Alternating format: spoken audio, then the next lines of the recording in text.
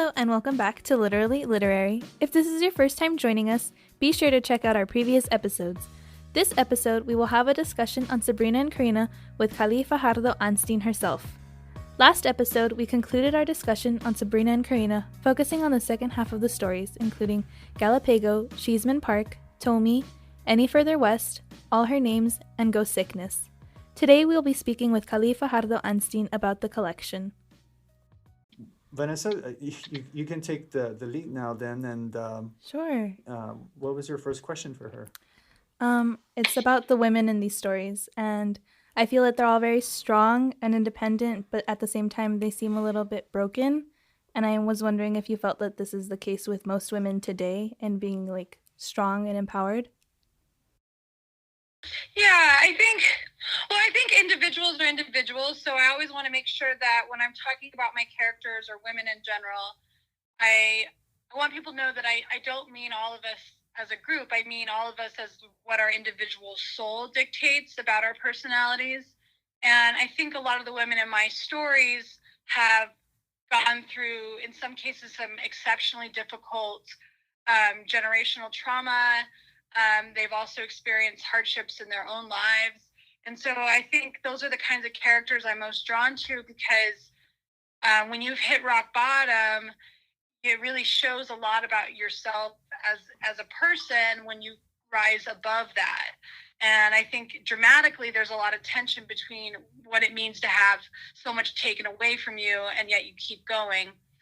For an example, I think in the title story, Sabrina and Corina, Karina's just lost her best friend and her family member at the beginning of the story. But in order for there even to be a story, Corina can't just give up. You know, Corina has to go through. And I think that story in some ways is going through the process of her understanding her own relationship to her cousin. And I think that's the human characteristic, that need to grieve and to understand what happened. But yeah, I am interested in women who are resilient and who keep fighting. And I think across the board, women have that a lot inside of them, just because of the kinds of circumstances that we grow up under. Yeah, that definitely makes a lot of sense with the whole collection, you know. And as we're reading each of the stories, we you know, there is a lot to process there. And I think, just like you mentioned, you know, the trauma and the between sisters and between parent and you know, progeny. And kind of a similar question that Vanessa had dealt with the relationships themselves. What was the question, Vanessa? I wanted to know about what you feel the importance is of showing the relationship between all these different women. Well, I think when I started writing, I was taking creative writing workshops, and I knew I wanted to be a writer, and I knew I had some certain big stories I wanted to tell. And one of them was about my family's migration from southern Colorado to Denver in the 1930s. But that's such a huge, huge canvas of a story. But I think I was looking for what kinds of stories I wanted to tell. And at the same time, I'm in these classes and they're saying you have a story that's due in 2 weeks. So I had to basically come up with stories. And because I come from a family that is very matriarchal, I have 6 siblings. One of them is a brother. The rest are girls. And the women in my family really controlled the oral history. They controlled the culture, the storytelling, all of that. So I think it was a natural, it was just something that naturally developed in my storytelling, is that I wanted to talk about women. And I do think that comes from my mind and my worldview. I paid a lot of attention to women growing up. I also paid a lot of attention to men. As you can tell, there's male characters in the book. But I never really thought, I'm going to write a book about women. I just thought I was going to write a book. And in the end, it ended up being all about women. And to me, that's normal. It never occurred to me that it wasn't, you know, just a general short story collection. But now, as I hear people talk about it, I am realizing that we don't normally get to see ourselves in so many stories. And I wonder why that is. I have some theories why that is, but I would love to see more books where every story is about a woman. Yeah, and on that same note, Kali, in the first episode that, like we said, we'll have out soon. So sorry it's not out yet for you to kind of listen to us about what we thought about overall. But one of the things we talked about is like, from what we've read before, we saw a lot of like, I related a lot in terms of like having read Sandra Cisneros and as a graduate student, and kind of the same way that you're talking about how women suffer and how women yet also find bonding through that suffering, and a way of retelling, that you mentioned the oral histories, right? And so a way of retelling these oral histories and making sense of them and finding ways to move past them in some way too, I think is something that we felt, or at least I did, because we had a discussion about it, what you're trying to do in this connection. So, okay, I think that's really interesting because like I said, like I didn't have very much authorial intent when I first started writing. I was very much an instinctual writer that was following my obsessions. And I think that that's good. And I don't know how everyone's process is, but I think for me that was good because if I set out with an agenda of this is what I want to do, I think it would have sort of tamed the wilderness of my mind a little bit too much. And Sabrina and Corina is sort of the product of like the wilderness of my mind that I then revised and edited. And I was like, okay, I think this is what my mind is interested in.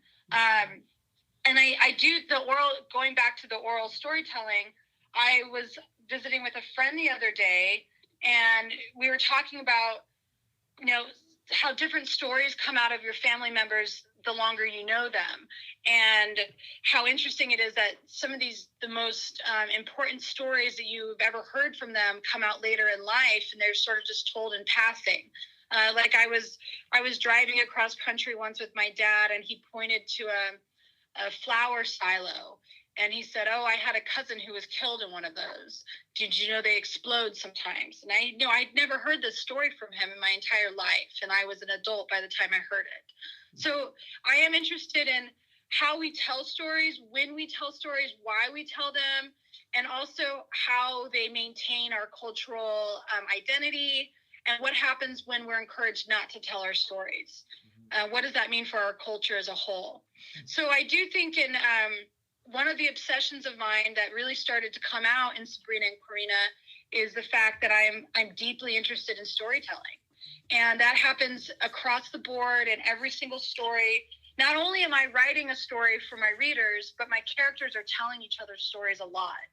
I remember in Any Further West, Neva is telling her mom stories, and she's asking for her mom to tell her stories. At the end of Ghost Sickness, it's a story that saves the day, so to speak. So really, this book is a book in some ways about storytelling. Yeah, that's a very good kind of way of looking at it. And I know I have my comments, but Vanessa or Richie, did y'all have anything to add based on what Kali said? And Vanessa, especially you, since like you had those two big questions to start off with. No, I'm really enjoying listening to it all. I'm just like really happy. Okay. Well, on in the stories themselves, one of the questions that Vanessa had was in relation to the setting. We in the first episode we talked a lot about how you're able to make Saguarito and just the landscape itself so rich and diverse through the words and your language and your diction. But there was also a question that Vanessa had about the setting when it comes to time. I was wondering why so many of these stories seem like they're set in the past. Yeah, I think that's because just some of them are set in the past. So Sisters is set in the 1960s or late 1950s. And that's the only story that is historically centered. The others are set maybe in the 90s. Remedies is probably early 90s. Any Further West is probably the late 90s, early 2000s. And basically that's because I'm in my early 30s now, and when I was writing these stories, I was writing about girls like me at my age. So that makes us go back in time. But so you'll notice there's not a lot of technology in this book. And I think that's kind of interesting because today we're so steeped in our phones, everything's on social media. But my generation is really that last generation that straddled the world between having no cell phones and having no internet, and now living in the world where we live, that is our reality. So I do think it's interesting to sort of think about what it was like to grow up without those devices and without that connection. And also in terms of plot, like there's so many times in these stories where if they had cell phones, they should just call each other and tell each other something's happened, or like maybe they could send a text. So when you remove that technology, it actually like creates, in some ways, a little bit more interesting plot. But I'm not sure. I mean, if you're writing realism, you have to keep up with the actual technology that's around you. So that's the one reason why they're set in the past. And then with Sisters, I wanted to explore generational trauma, and I wanted to do it head on. You'll notice that Sisters comes right after Sabrina and Corina in the order of the stories, and that was a very purposeful pairing. I remember working on the order of the short stories with my editor and my agent, and we talked about, well, if we put Sisters and Sabrina and Corina right next to each other, people might feel kind of bogged down by all the violence in those two stories. But on the other hand, it might force people to realize that there's a connection between this act of violence that happened to someone in the 1950s in this family, and then again, it happened in the 2000s. So I think that that's an important, I wanted that parallel there to show that we don't have these isolated incidences of violence against women. These are incidences that expand generations in my family and many families like mine. Well, and also on that same vein, Kali, is that you mentioned violence against women, and we saw some of that when we talked about the work of Ben Sines and such. But one of the things that also struck me about your collection, that contrasted with Sines, is how also women sometimes, there's that kind of labeling scarlet letter style, of like, this woman is just another one to add to the list, and I felt that was kind of that internalized, misogyny. That's how I saw it. But I just thought it was very interesting of how, these women, instead of like being in some cases in solidarity with each other, there's only that one woman, whether it's a sister, or some other lost sibling, that that's how they end up, coming back together, or being able to accept them. So I just thought that was very interesting narratively, and also thematically, in terms of what brings all these stories together. Yeah, I think that's a really astute comment and interesting about, there's some victim shaming going on within the community, but it's also sometimes the women are being brought together because of circumstance. The story that really comes to mind is Cheeseman Park, and that's where, when I originally wrote that story, my agent was like, you have to change the title, because I had named it Victims. And she was like, it's a little too on the nose. Yeah. But with that story, I wanted to look at victims of violence and across the board on different levels. So you have the mother character who has been a victim of domestic violence for years and years, and then her daughter grows up and she also experiences domestic violence. And then you have the neighbor who has had issues with her husband who's passed away, and his alcoholism. And I wanted to see how do these characters interact with each other. And then, of course, at the end, there's this act of violence against a homeless man.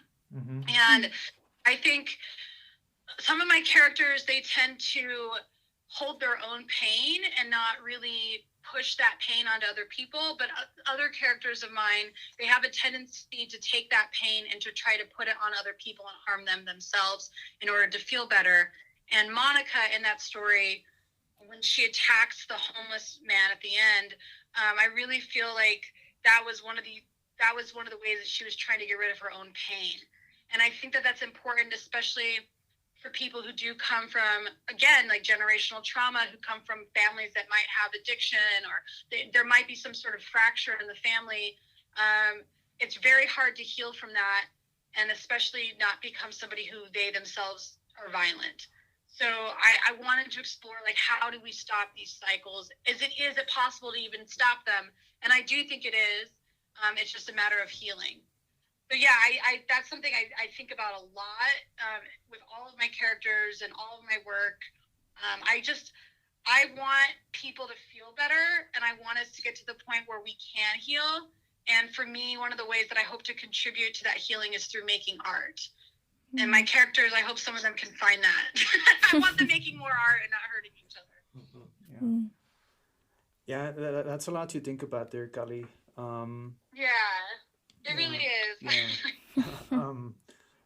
And well, we each have our favorites, and maybe if we do have time, we'll get into that a little bit. But one of the other questions Vanessa had was dealing with the you've mentioned several times already during this interview, you have that, you felt like you needed to tell these stories, right? And and on that same kind of wavelength, what was the question, Vanessa, about that? So I was curious of which story kind of was very therapeutic for you and kind of left you feeling like a weight had been lifted when you finished it. Yeah, so I think quite a few of them did that they did it in different ways. I love that question. I actually have not been asked that before, so it's kind of interesting. I think because Sisters is based on an act of violence that happened to my great-grandmother's sister. Her name was Dodie. And I don't know, for some reason, Sisters, when that came through and that voice really started showing up for me, I thought, like, it really needed to be honored. And when I finished the draft of that story, I did feel like there had been some sort of generational weight lifted. So it was a sort of a heavy feeling of freedom from that story in a way. But on a lighter note, stories like Sugar Babies and Tommy, those are really, they were fun to write, and they came to me quickly, and the voices of those characters came to me quickly, and they had a lot of rapport, and they threw jokes at each other. And so when I finished stories like that, I feel so energized and enlivened, and it makes me feel like, creation is this also very fun thing, even though I know the end of Sugar Babies is like really sad. It's still fun to be able to feel that kind of that rush of creation. But I think in terms of just that healing, definitely when I was working on Sabrina and Corina, Cheeseman Park, Sisters, Ghost Sickness, some of the more somber stories, I kind of feel like they took away some of that depression that sort of colored my entire life. I kind of feel like the stories, they themselves absorb it, if that makes sense. Yeah. So my next question kind of deals with something that you spoke about earlier. And it was about how you paired those two stories for a reason, and it was purposeful. I also noticed that you had originally titled the collection Sugar Babies and Other Stories, and I was curious as why you changed it, like what made that decision. Yeah, so it's kind of, okay, well, honestly, one of the reasons is a little crude, and then the other one's just like a good old-fashioned answer. But there have been many times in my life where people assume that the story Sugar Babies is about young women in a financial arrangement with an older man. So I did not write a book about those kinds of sugar babies. But and I didn't want to have that misconception like every day of my life, so I thought it best to avoid that title. But also, So, I mean, that's kind of funny, but it's also like, it really is when you start doing interviews and things like that, you realize like how much, like you may have meant something one way, but the public does not see it that way. So we moved away from that title for that one kind of ridiculous reason. But then there also is the issue of sugar baby sounds so young. And I think a lot of women of color have maybe experienced this as writers. I had been told for a long time that my work was more young adult. And, talking to you guys, you probably realize this is not a young adult book. But because I myself was young and I was Chicana, I'm pretty sure that in my younger days that I was being pushed into writing young adult because maybe someone didn't believe that I could write adult literature. So I really wanted to stay away from the title that would make readers feel like this was all young adult. And it didn't make sense because while many of my characters are babies, essentially, they're young, but most of them, they come in all ages. So I have a protagonist who's in her 80s, for example, in Galapego. So I thought Sabrina and Corina was a better title because it spoke to the female relationships. So to have the two names, the two figures partnered together like that.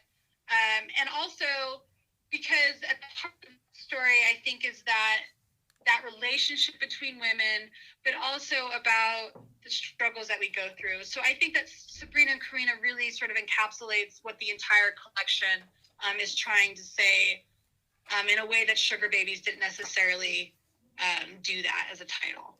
But yeah, thank you for asking about it, because for the longest time, this really was called Sugar Babies and Other Stories. And now it's been interesting to have to adjust to it being Sabrina and Corina.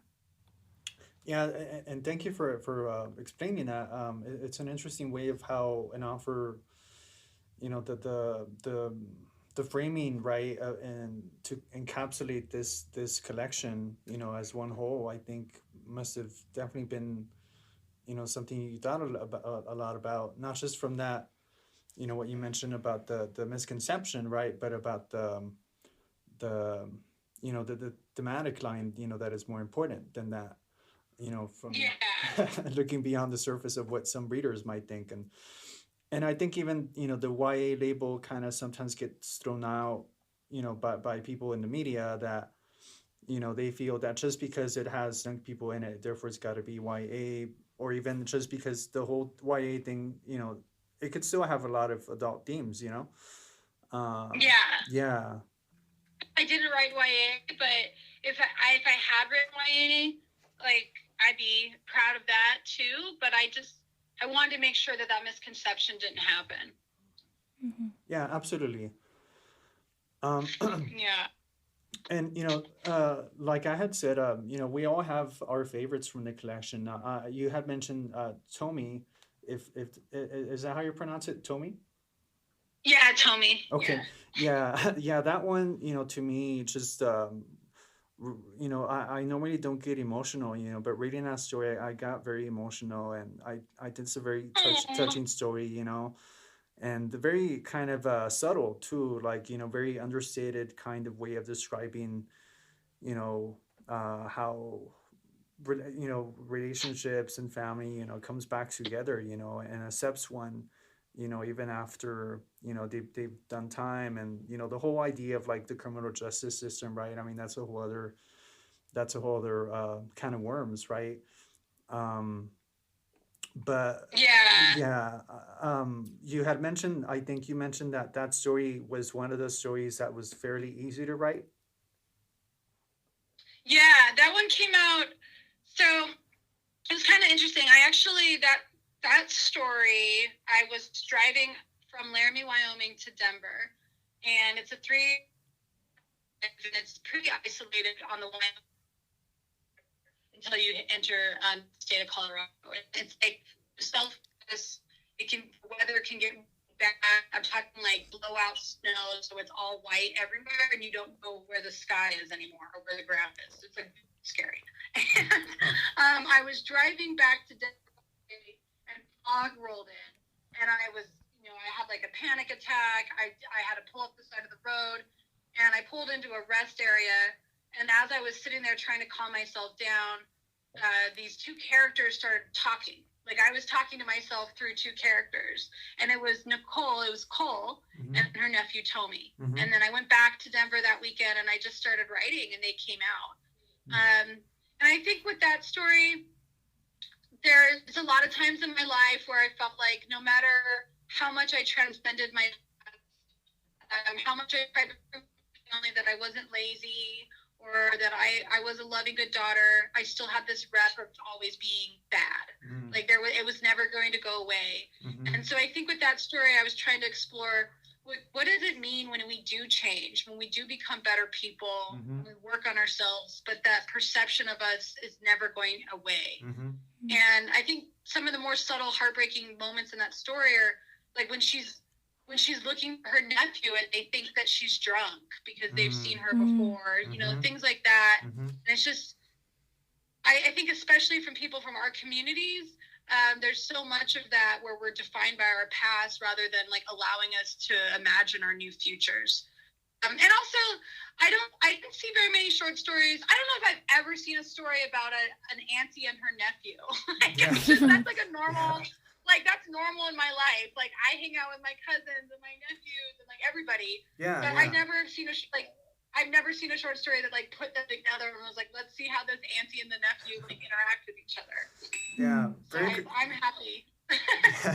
Yeah, that's a very good point. Yeah, I totally agree with you on that. And thank you for sharing the origin story, you know, and so that was just me, you know. Vanessa, did you have a favorite that you wanted to ask her anything about? I feel like Remedies was probably my favorite. Why? Oh, Remedy! Yeah. I don't know why. I really don't know why. I think it was the relationship the mom had with her mom, with the grandma. Oh, the grandma, yeah. So that was the first story that I wrote in this voice. Were there like details or anything that you were drawn to that you can remember? The book that I found it interesting, the book that the grandmother gives to her at the end. Oh yeah. So that is based on my great grandma. So my family, there's always been herbal remedies. Yeah, remedies it was one of the first stories. It's the first story I wrote from this book. It's the first one I ever got published. And yeah, in my family, there's just always been herbal remedies that are passed down. And then in terms of the book that was passed down, I always was sort of enamored with my great grandma. So like in different little scraps of paper where she kept notes. Or like if you take an old photograph and you flip over on the back, she had written who it was, where they were, here, that kind of thing. And to me, at the time, I didn't realize this is obviously because they keep our family memories intact. She was trying to pass something along. And I mean, I'm a writer. Like I'm putting things in books now. So I think that she and I maybe had some of the same impulses. So I think that's really cool that you were drawn to that. Thank you. Yeah. And I think that whole idea of Kali of inheritance, right? Like what we inherit from our, you know, our ancestors, right? I think is one of of course, a big theme in the collection. And whether that's trauma or whether in this case, you know, it's just a way of something they want to pass down, right? So I thought that was, you know, very, you know, a very interesting way of like just telling these stories of these families and how they're interrelated. Thanks for joining us on this week's episode with Kali Fajardo-Anstine. Join us next week when we'll begin our discussion on I Am Not Your Perfect Mexican Daughter by Erika Sanchez. And if you haven't read it, we hope we inspire you to pick up a copy. Literally Literary is brought to you by the Mellon Foundation through the Humanities Collaborative at EPCC and UTEP. Follow us on Instagram at literallyliterary.ep and on Twitter at literallylitep.